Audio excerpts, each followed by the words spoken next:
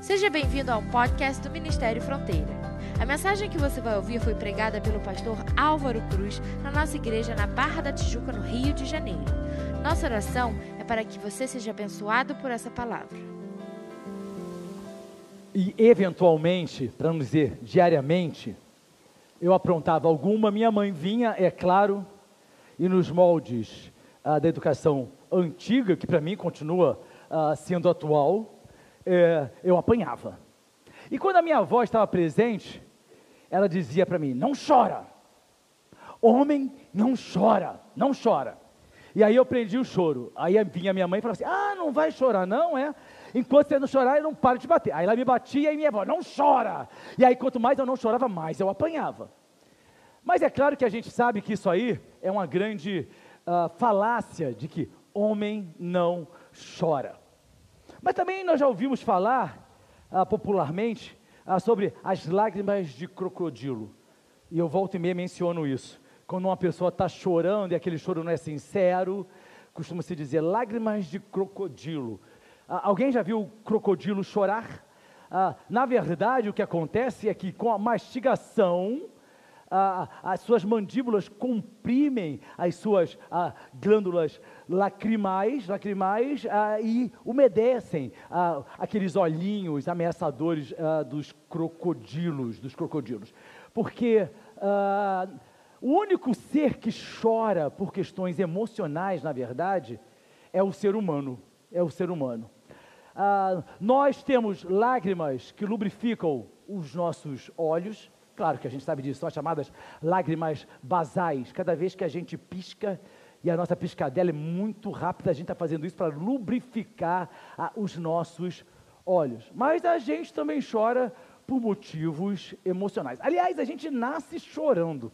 E é bom até que nasça chorando, porque o choro no nascimento de uma criança serve literalmente para aquela transição do útero para a atmosfera em que nós estamos envolvidos. A criança chora e com isso expande os seus pulmões e até sua pressão cardíaca é alterada com aquele choro. É uma coisa que, segundo os especialistas dizem, é um pouco doloroso, nenhum de nós tem memória disso, mas também que dura poucas horas e logo nós estamos adaptados, mas a gente chora. Tem até uma avaliação da criança pelos médicos, que é o tal do teste de Apgar, onde a criança recebe uma nota por uma série de observações, inclusive pelo choro. A gente chora na vida por muitas razões. A gente chora a perda de um ente querido, a gente chora por luto, a gente derrama lágrimas na alegria de uma formatura de um filho ou na sua própria. A gente chora por motivos que entristecem o nosso coração, são lágrimas de sofrimento. As lágrimas permeiam a nossa vida. Segundo estimativas, o ser humano chora cerca de 250 mil vezes ao longo da sua vida.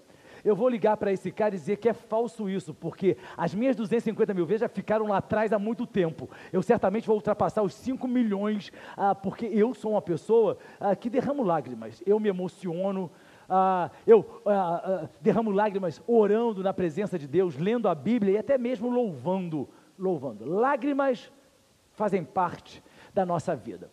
Só que as lágrimas, elas são enxugadas, às vezes por um lenço, e lenço desse tipo está caindo em desuso, as pessoas não costumam mais carregar, lenços de papel, ou às vezes até mesmo com as próprias mãos, As mulheres choram assim, né? Até hoje eu não entendo, pergunta, por que vocês fazem assim?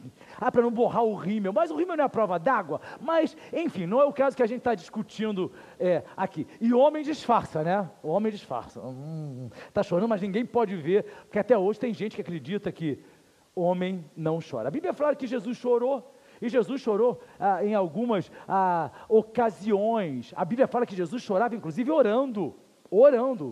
Jesus, o Filho de Deus, o Deus encarnado, chorava quando orava, porque a oração dele não é uma oração cerimonial ou pro forma, era uma oração que vinha da alma. E tudo aquilo que envolve nosso sentimento, as nossas emoções, pode nos levar às lágrimas. E você já entendeu que a temática desta noite tem a ver com lágrimas. O tema da minha mensagem de hoje é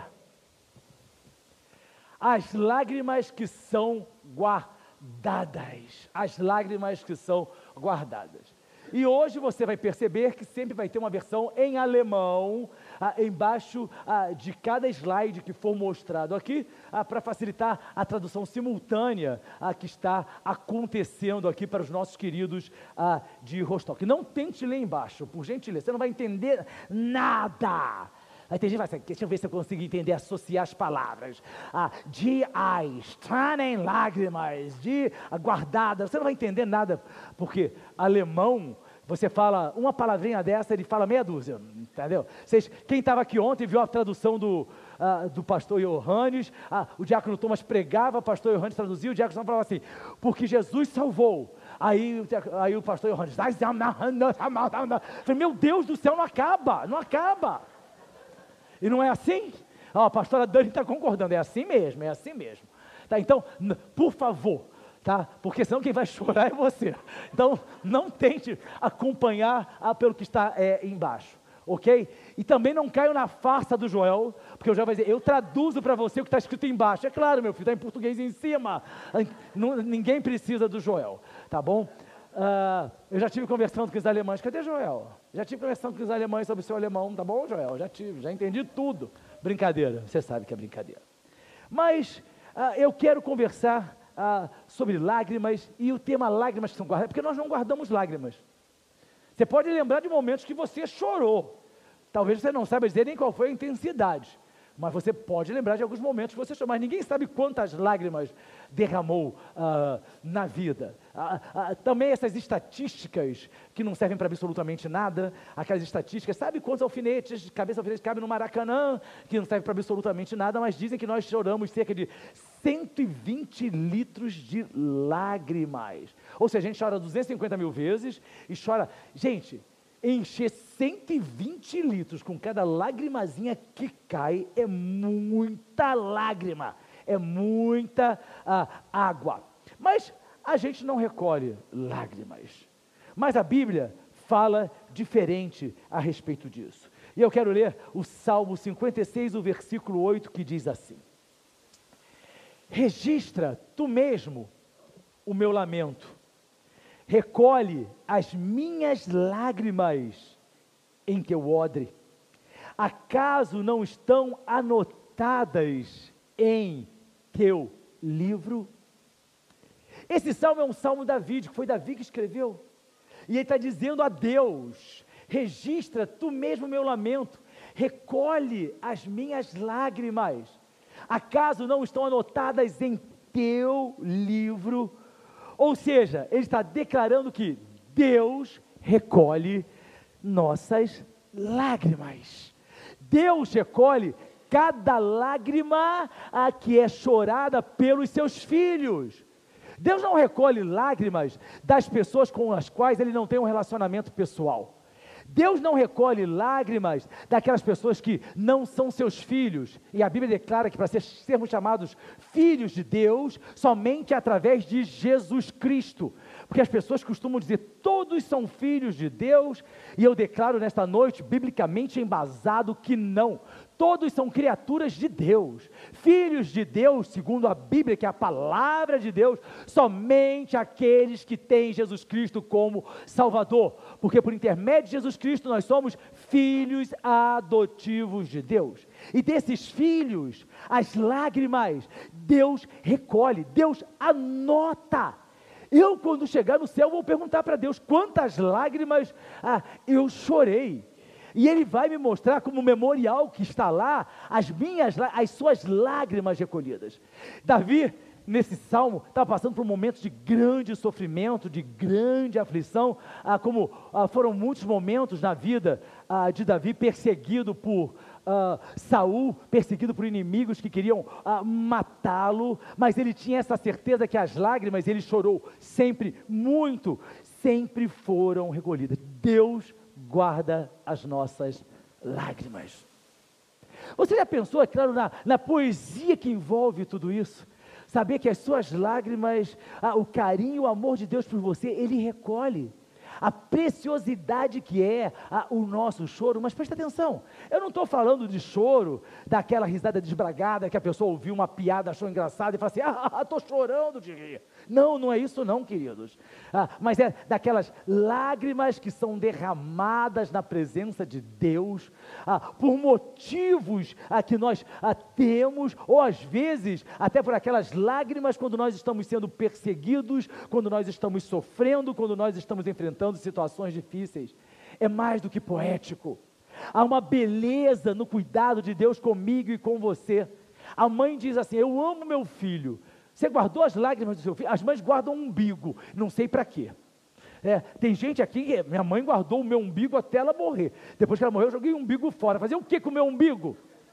Porque as mães dizem assim, caiu um umbigo. Querido, não cai não, meu umbigo está aqui até hoje.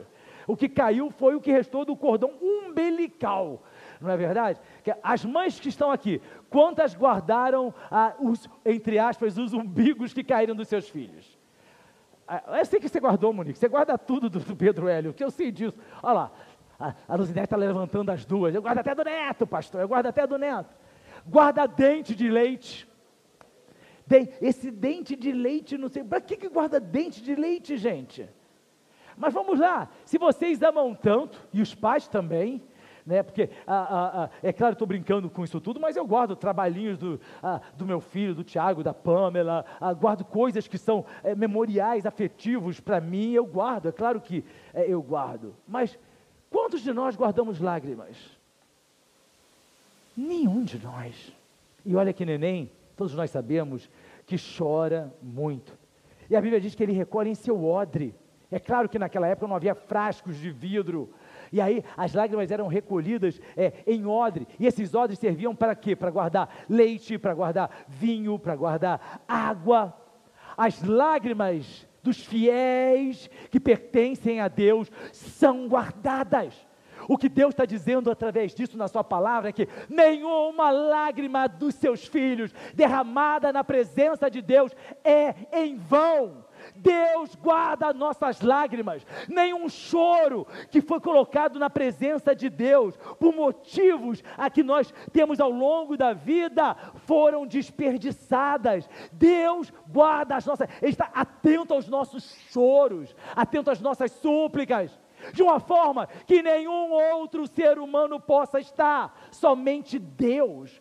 Você consegue entender a dimensão do amor de Deus por mim e por você, a ponto dele guardar as nossas lágrimas? E tem mais.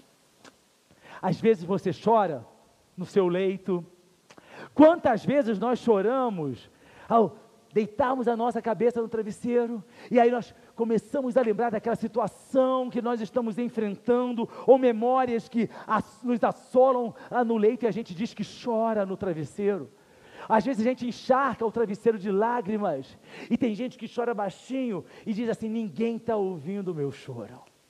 Quando você pensa que ninguém está ouvindo o seu choro, que ninguém está prestando atenção no seu sofrimento, vamos lembrar, Deus, Ele vê as nossas lágrimas.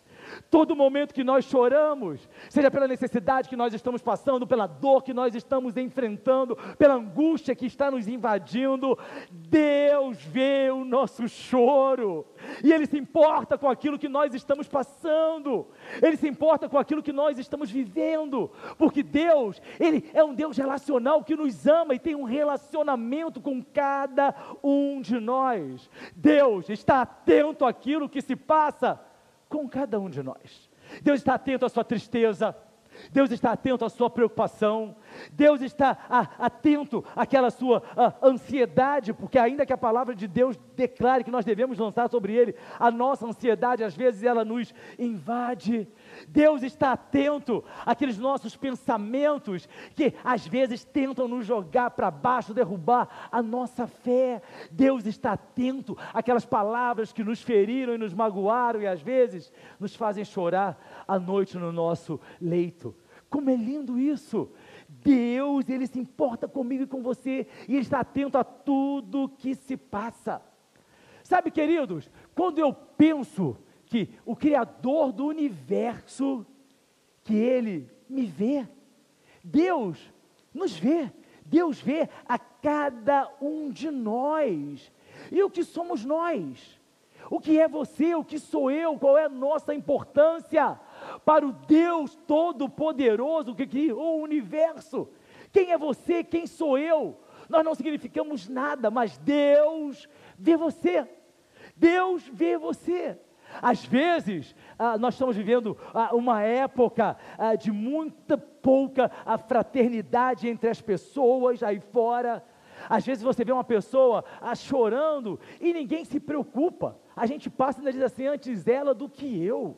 Eu me lembro que uma vez eu morava na Tijuca, aí eu saí para uma das minhas corridas, e aí eu passei num determinado local, tinha uma menina chorando muito, e as pessoas passavam por ela, e ninguém perguntava nada, aquela menina sentada, mas se debulhando em lágrimas. E aí eu passei, eu falei, gente, aquela menina está chorando.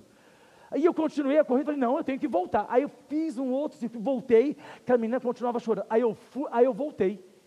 E aí eu fui até ela e perguntei, por que você está chorando tanto? Aí ela só fez assim, eu quero saber por que você está chorando tanto. Ela olhou para mim e falou assim, é que hoje eu estou fazendo 15 anos. A minha mãe tinha me prometido que ia fazer um bolo para mim. Mas lá em casa não tem gás. Ela não tem dinheiro para comprar gás. Era só o que eu queria. Só queria um bolo, mais nada. E hoje eu não vou ter nada, porque nem minha mãe está em casa para me abraçar. Aí eu falei, o que é que falta para você? Ela falta, minha mãe não tem dinheiro para comprar gás. Aliás, eu acho que mesmo que tivesse gás não ia ter bolo. E ela só chorava.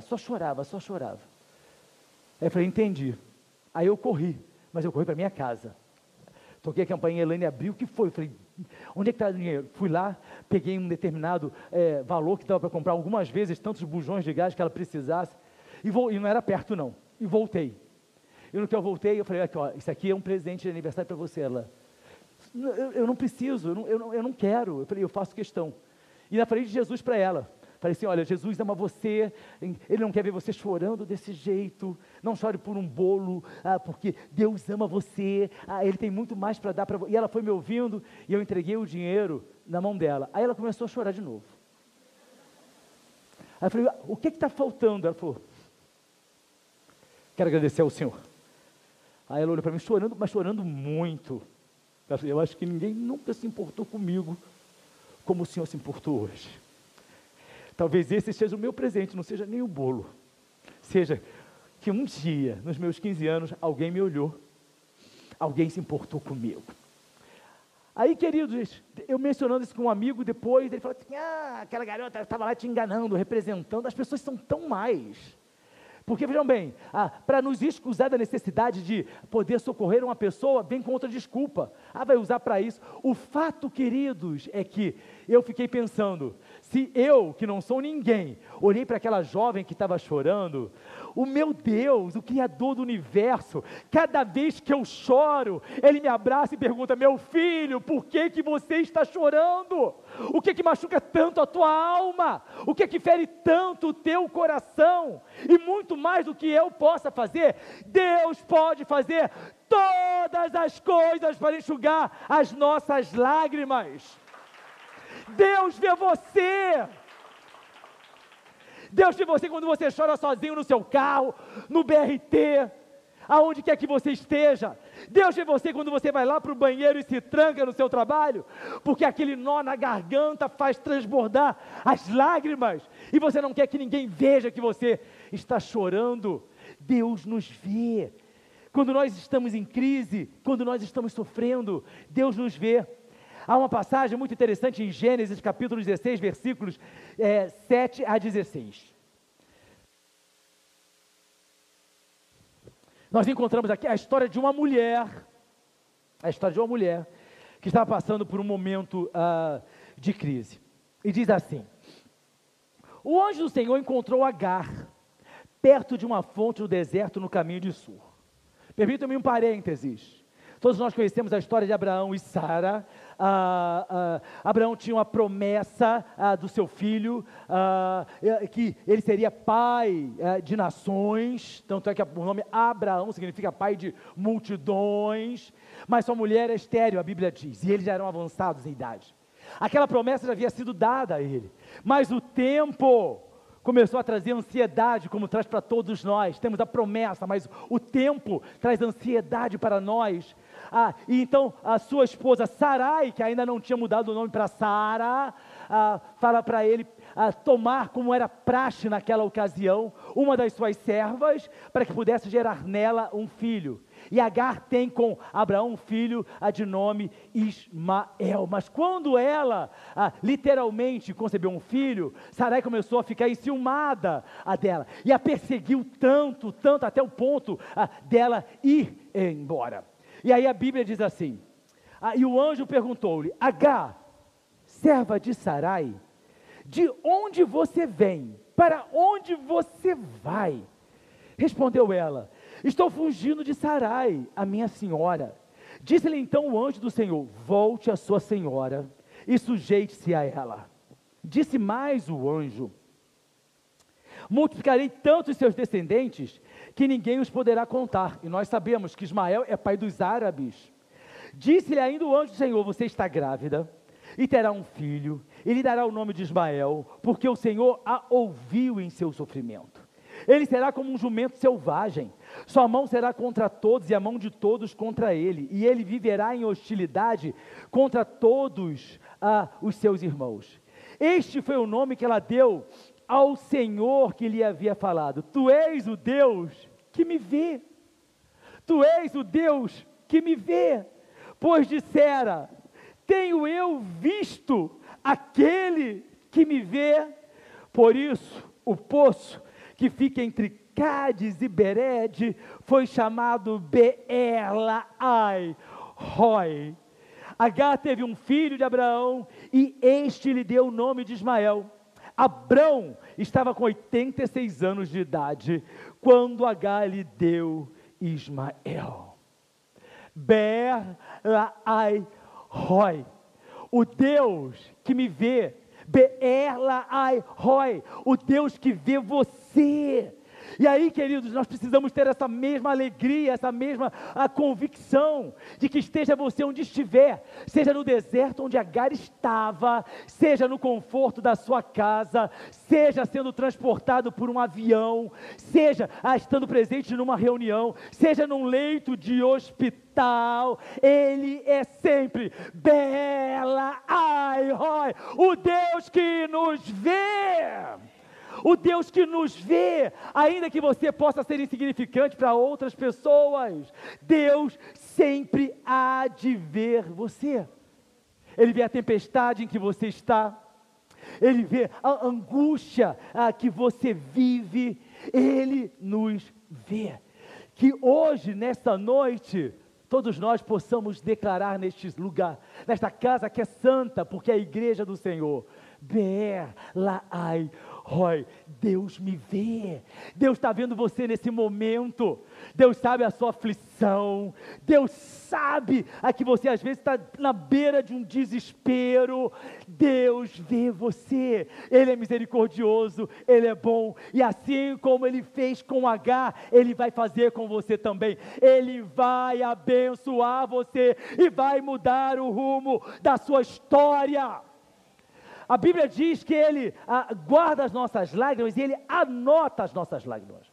E eu fiquei pensando, na verdade, Deus é um contador de lágrimas. Ele guarda e dá registro no livro.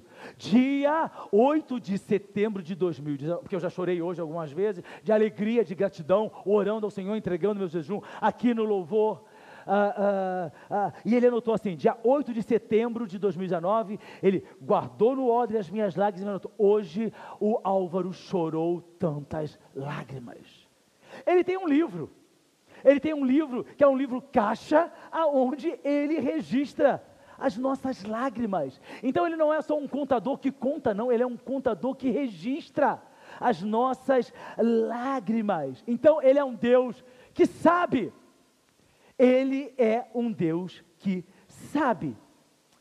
Pois a palavra de Deus diz em Mateus 6,32: pois os pagãos é que correm atrás dessas coisas, mas o Pai Celestial sabe que vocês precisam delas. O Pai Celestial sabe que vocês precisam delas. Presta atenção, queridos. Essa palavra saber, no grego, porque o Novo Testamento foi escrito em grego, ela só é usada na Bíblia nessa conotação mais uma vez. E não é uma sabedoria, um conhecimento adquirido em sala de aula, através de livros ou através de informações que são prestadas. Hoje eles diriam através do Google, onde muita gente recebe informação torcida e equivocada. Não é um saber, um conhecimento adquirido nas lides escolares. Não é isso. É muito mais que isso. É um conhecimento profundo, imutável, estabelecido por alguém que jamais vai esquecer daquilo que ele sabe. E ele sabe a seu respeito. Significa que ele não esquece. Aquilo que ele sabe de você, que ele conhece de você, as suas necessidades, carências, ele não esquece. Ele conhece você muito mais profundamente do que você próprio se conhece. Isso é lindo demais. O Pai Celestial sabe aquilo que eu preciso. E aí, queridos, quantas vezes você pede, ele diz, não, você não precisa disso. Você acha que precisa? Nós, seres humanos, achamos que precisamos de tanta coisa. Nós que vivemos numa ilha de privilégios como vivemos, nós achamos que precisamos de carrões, de casarões, nós precisamos de muitas marcas, nós precisamos de muito luxo. E Deus diz, não é isso que você precisa. Tem gente que passa a vida inteira trabalhando, tão somente para ter o quê? Dinheiro que vai permitir que ela continue trabalhando. E aí família fica em segundo lugar, tempo, a saúde se deteriora, a vida espiritual vai para o espaço também, porque ela acha que ela precisa daquilo. A Bíblia diz que Deus sabe aquilo que eu preciso. E diz assim, pagãos, aqueles que não são filhos do Senhor, é que vivem correndo atrás dessas coisas. A Bíblia diz assim, buscai primeiro o reino de Deus e a sua justiça, e as demais coisas nos serão acrescentadas. Deus sabe o que nós precisamos. Ele sabe quantas lágrimas eu choro. Ele sabe quantos fios de cabelo eu tenho. Ele sabe as minhas necessidades, as suas necessidades. Deus anota. Queridos, é tão lindo nós pensarmos sobre isso. Deus sabe. O Pai sabe. Jesus sabe. Deus, agora sim, anota nossas lágrimas. E eu vou repetir. Salmo 56, verso 8, nos diz assim, registra tu mesmo, veja bem, ele não manda um anjo anotar não, queridos, você está entendendo o versículo? Você está entendendo? Registra tu mesmo, não é um anjo que vai lá, não é um arcanjo, um serafim, não é alguém na hierarquia celestial, Deus mesmo. Quantas coisas que você acha pouco importante você manda as outras pessoas fazerem, desde que sejam seus subordinados? Isso aí eu não vou fazer não. Fulano, vem cá. Se você tem em casa uma pessoa que lhe ajuda no trabalho doméstico, isso eu não gosto de fazer. Vem cá, filhinha, passa a roupa ali. Vem cá, querida, vai lá e limpa aquilo ali. E a Bíblia diz que o próprio Deus registra o nosso lamento, recolhe as nossas lágrimas e anota em seu livro. O próprio Deus, Ele anota. Por quê? Porque Ele é o Deus que escreveu os nossos dias. As pessoas dizem, existe uma canção que fez muito sucesso um tempo atrás, cantada por um grupo, acho que eram Titãs, o acaso vai me proteger. Eu vivo pelo acaso. E aí o acaso protege você. Você vai vivendo a vida a esmo, e por isso o acaso protege você. Queridos, sabe o que a Bíblia diz para mim? Salmo 109, versículo 16. Os teus olhos, olhos de Deus, viram o meu embrião. Todos os dias determinados para mim foram escritos em teu livro, antes de qualquer deles existir. Será que você entende que antes de você ter o choro do teste do Apigar, que eu mencionei no início, ou seja, do seu nascimento, Deus já tinha escrito os seus dias? Deus já tinha escrito os meus dias. Aí você fala, então existe destino, pastor. Então já existe, não existe destino, queridos. O que existe são os planos de Deus para a nossa vida e que nós nos submetemos a Ele no exercício do nosso livre-arbítrio. Deus não força ninguém a fazer nada. Deus não força ninguém a aceitar Jesus como seu Salvador. Deus não força ninguém a vir à igreja. Deus não força ninguém a orar ou a ler a sua palavra. Ele tem planos para mim e Ele registrou esses planos. Por que tem que estar registrado? Se eu for comprar seu carro, ou melhor, você vem comprar o meu carro, aí eu falo assim para você, olha, você me dá o dinheiro, que depois eu te entrego o carro. É claro, como eu sou o pastor da igreja, você me conhece, você sabe que eu vou realmente entregar o carro. Mas se eu sou uma pessoa desconhecida, aí você fala, não, vamos assinar um contrato. Não é assim que a gente trabalha? Tem que estar tudo escrito, e ainda assim não é garantia. Você assina um contrato, aí a pessoa, não, tem que fazer reconhecimento de firma, não, tem que ser por semelhança. Tem que estar na hora lá para ver se é você mesmo que está assinando. Nós queremos as coisas no papel, a gente quer as coisas registradas, e é lindo isso. Deus escreveu a minha história, Deus, os planos que Ele tinha para a minha vida, antes de eu nascer, já estavam escritos. Você sabe aquilo que Deus escreveu a seu respeito? Você sabe quais são? Aí você diz assim, eu não quero saber os planos de Deus não, pastor, eu quero saber os planos que eu mesmo tenho para mim. Será que os nossos planos são exatamente iguais àqueles que estão escritos? Será que a sua dieta é igual àquela que o médico passou para você? Nós somos terríveis. O médico diz assim, está aqui a dieta para você. Aí você, não, é muito severa. Eu vou fazer a minha mesmo. E aí, seu triglicerídeo vai lá em cima, a sua glicose vai lá em cima, e depois, estou passando mal, não sabe por quê?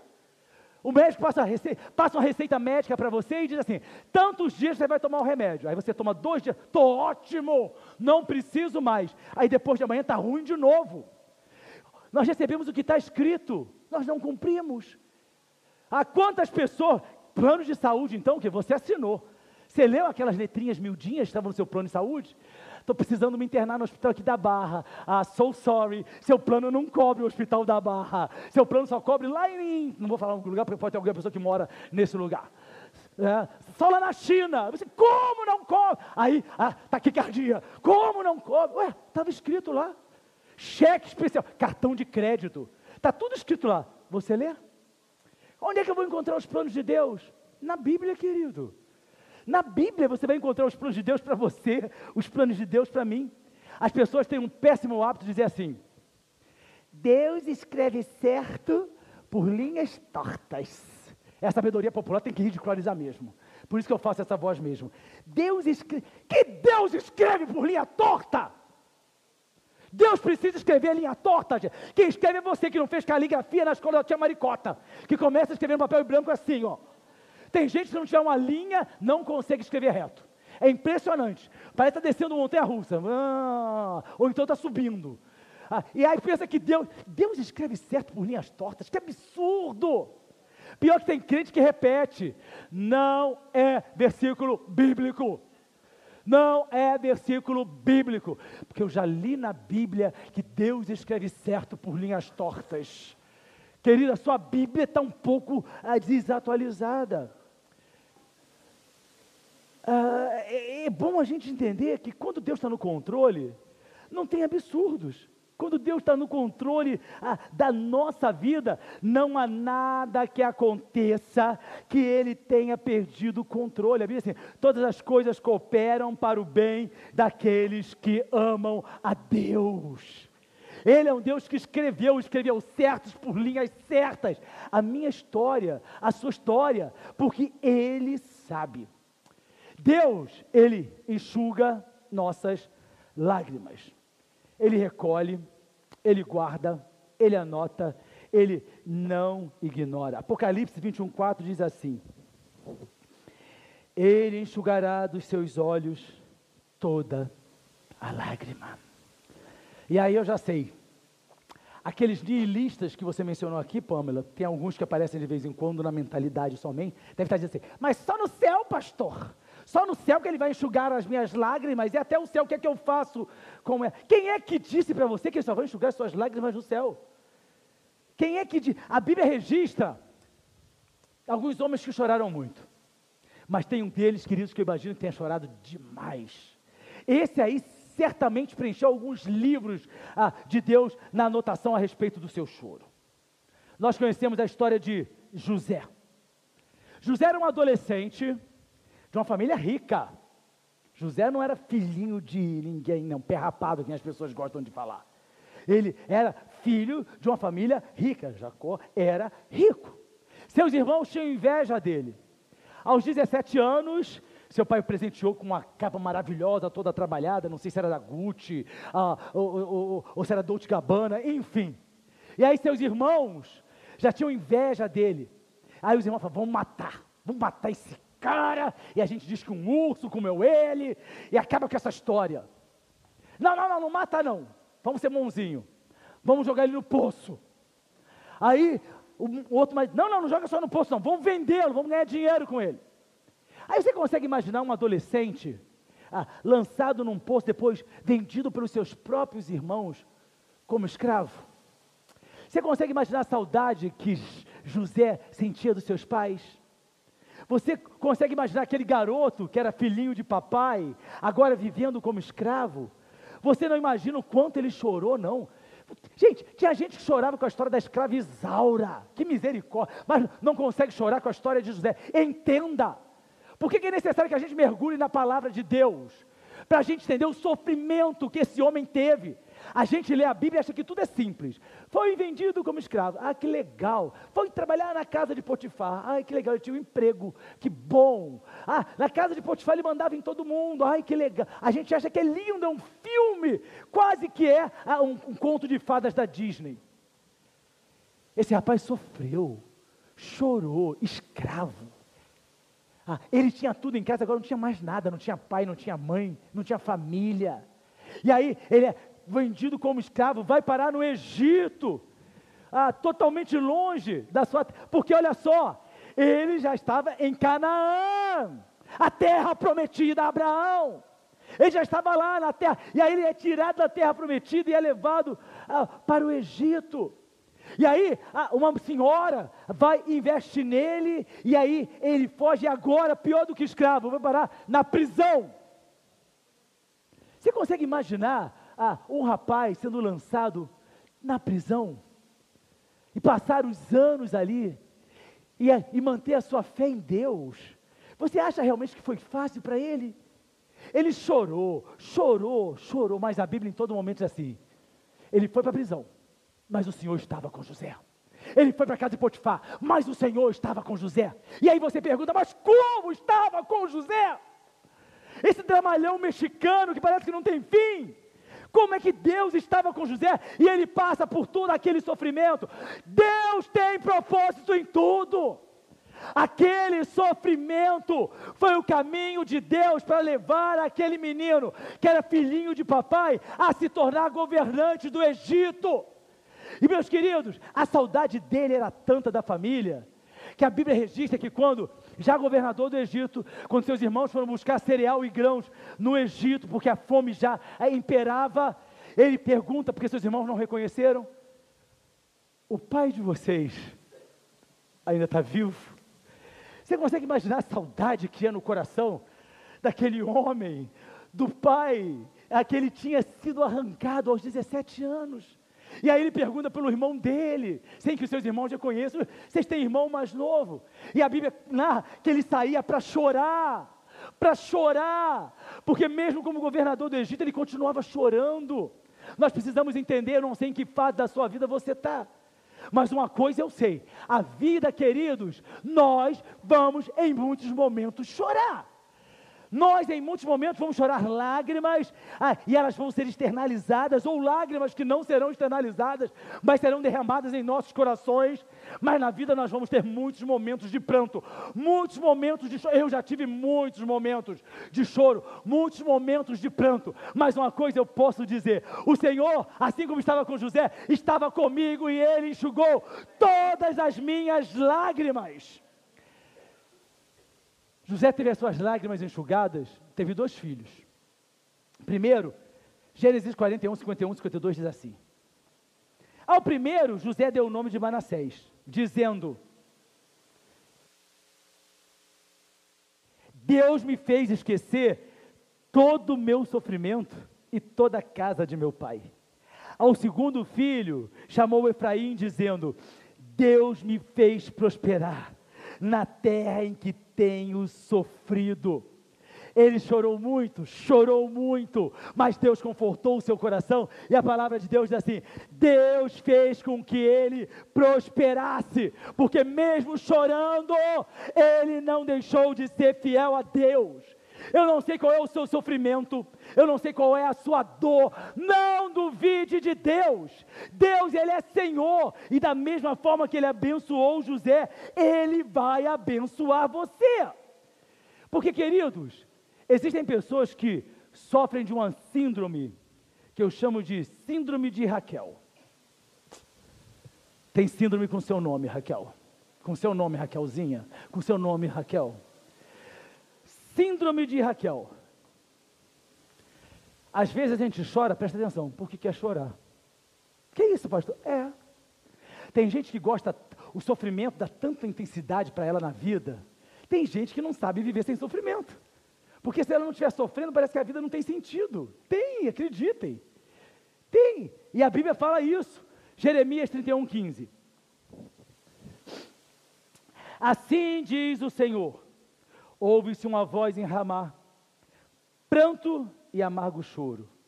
É Raquel que chora por seus filhos e recusa ser consolada. Recusa ser consolada, porque os seus filhos já não existem. É claro que Raquel aqui não fala de uma pessoa, mas fala de Jerusalém, que é chamada pelo profeta de Raquel.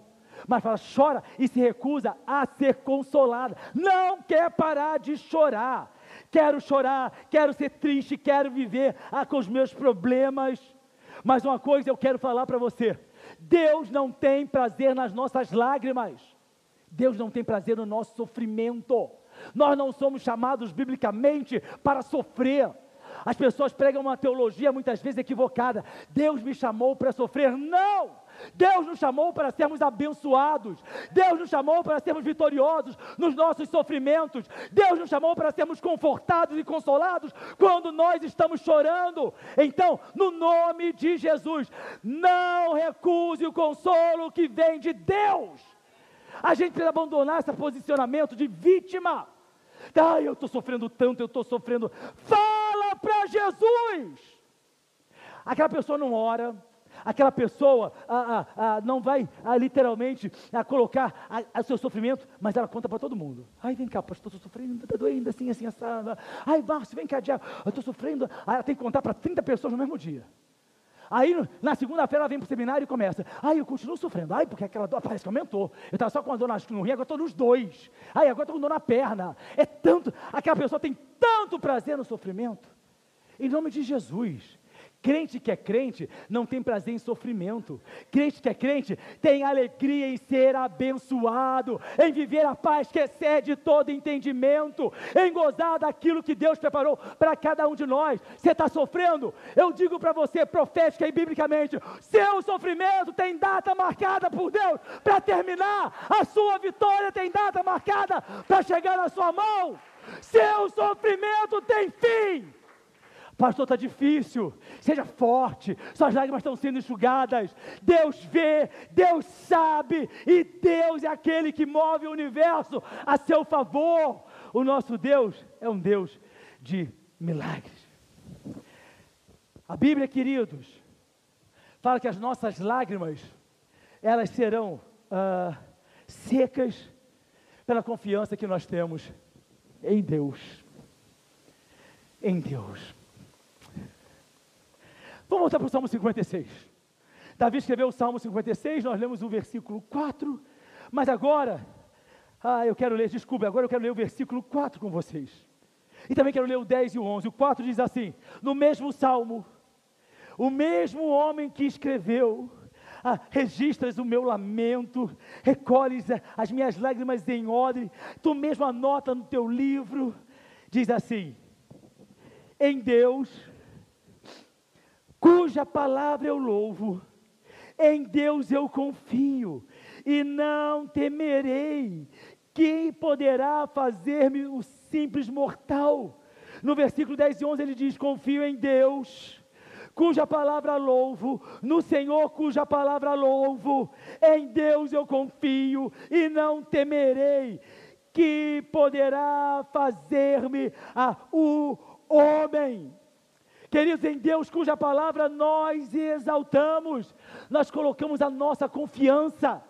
Eu não sei o que você precisa, eu não sei o que está acontecendo na sua vida, mas eu quero falar para você como está escrito no Salmo: louve o Senhor, confie no Senhor, ninguém vai poder fazer mal algum a você. Por quê? Porque o nosso Deus é aquele que guarda a nossa entrada, que guarda a nossa saída, desde agora e para sempre, amém. Pastor, me ameaçaram que vão acabar comigo nesse processo. Louve a palavra do Senhor e confie nele. Pastor, o médico disse que não tem solução para esse problema médico. Louve a palavra do Senhor e confie nele. Pastor, acho que agora acabou tudo. Eu não tenho dinheiro para nada, eu não tenho nem como mexer, eu não sei o que vai ser. Louve a palavra do Senhor e confie nele. Deus é fiel. Ele vê você, Ele sabe o que você precisa, Ele enxuga as suas lágrimas. Você tem chorado? Essa é a pergunta que eu gostaria que você pensasse nesse momento. Você tem chorado? Se as suas lágrimas não são visíveis, mas são lágrimas que você está derramando dentro de você. Seu sofrimento tem feito você chorar? Salmo 42, 3 diz assim: minhas lágrimas têm sido o meu alimento de dia e de noite, pois me perguntam o tempo todo: onde está o seu Deus? Tem pessoas aqui que têm chorado de dia, que tem chorado de noite. Tem pessoas aqui que as lágrimas verdadeiramente têm sido o alimento delas. Você está cansado de chorar? Às vezes o nosso choro ele é tão intenso que ele nos leva à exaustão, e a Bíblia fala sobre isso.